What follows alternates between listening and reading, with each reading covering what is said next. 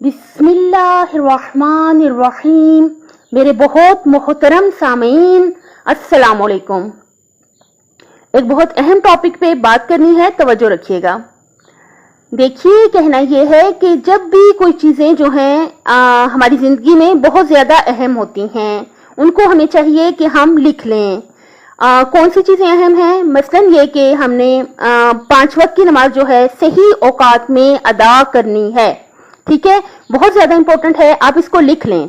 मतलब हमारे हाथ में एक डायरी होनी चाहिए, या आप एक कॉपी भी ले सकते हैं, कोई नोटबुक ले सकते हैं, या आप एक पेज भी ले सकते हैं। हम उस पे लिख लें जो चीज़ें बहुत ज़्यादा इंपॉर्टेंट हैं हमारी ज़िंदगी में और जो होनी चाहिए।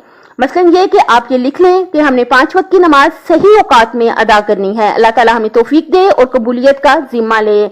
और आप ये लिख लें कि कुरान मजीद जो पढ़ना है वो बहुत ज्यादा जरूरी है, तर्जुमे के साथ और तफसीर के साथ। मैंने यहाँ बहुत अहम बात करनी है, तवज्जो रखिएगा।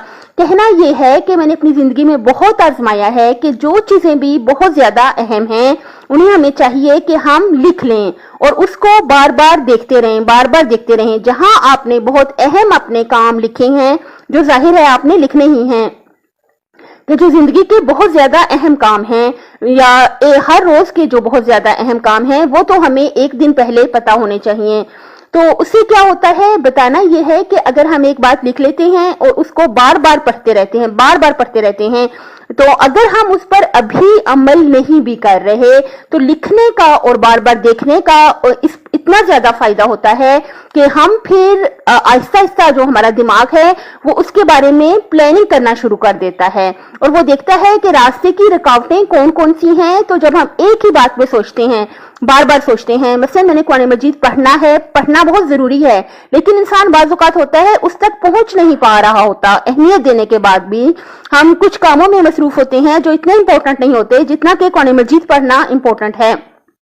फिर जब हम 1 दिन 2 दिन 3 दिन मुसलसल जब हम उसको देखते रहेंगे अपनी आंखों के सामने, तो जाहिर है फिर हम सोचेंगे भी कि हम आखिर क्यों टाइम नहीं निकाल रहे। तो फिर हम जो फालतू काम हैं उनको आहिस्ता आहिस्ता छोड़ना शुरू कर देते हैं।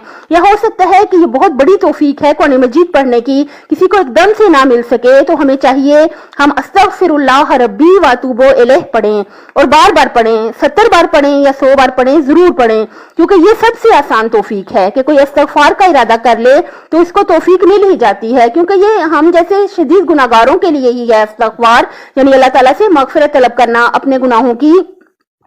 तो अगर हमें कुरान पाक की तौफीक नहीं भी हो रही तो हम अस्तगफिरुल्लाह रब्बी व अतूबु इलैह पढ़ें, 70 बार पढ़ें, 100 बार पढ़ें, बार बार पढ़ें। जब हम इसे बार बार पढ़ेंगे तो हमारे दिल की जो हमारे दिल की तारीकी है, जो गुनाहों की वजह से हमारे दिल तारीक हो गए हैं, थोड़ी तारीकी कम होगी और हम दुआ करेंगे अल्लाह ताला हमें कुरान पाक पढ़ने की तौफीक दे, उसका तर्जुमा और तफसीर पढ़ने की तौफीक दे और उस पर अमल करने की तौफीक दे और हम कबूलियत का जिम्मा भी ले। जब हम दुआ बार बार करेंगे, इस्तिग़फ़ार बार बार पढ़ेंगे, और हमेशा याद रखें अपने ये सबसे इंपॉर्टेंट काम जो है उसे लिख कर रखें और उन्हें बार बार हमारी नजर उस पर पढ़नी चाहिए।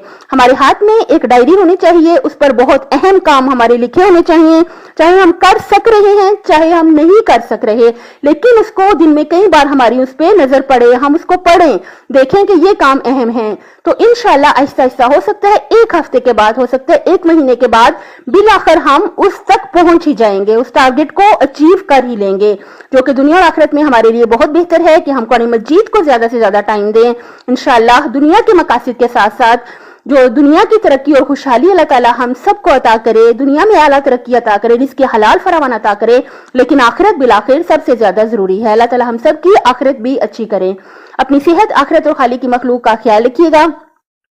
मेरे चैनल को सब्सक्राइब कर दें। इस शेर पे खत्म करते हैं।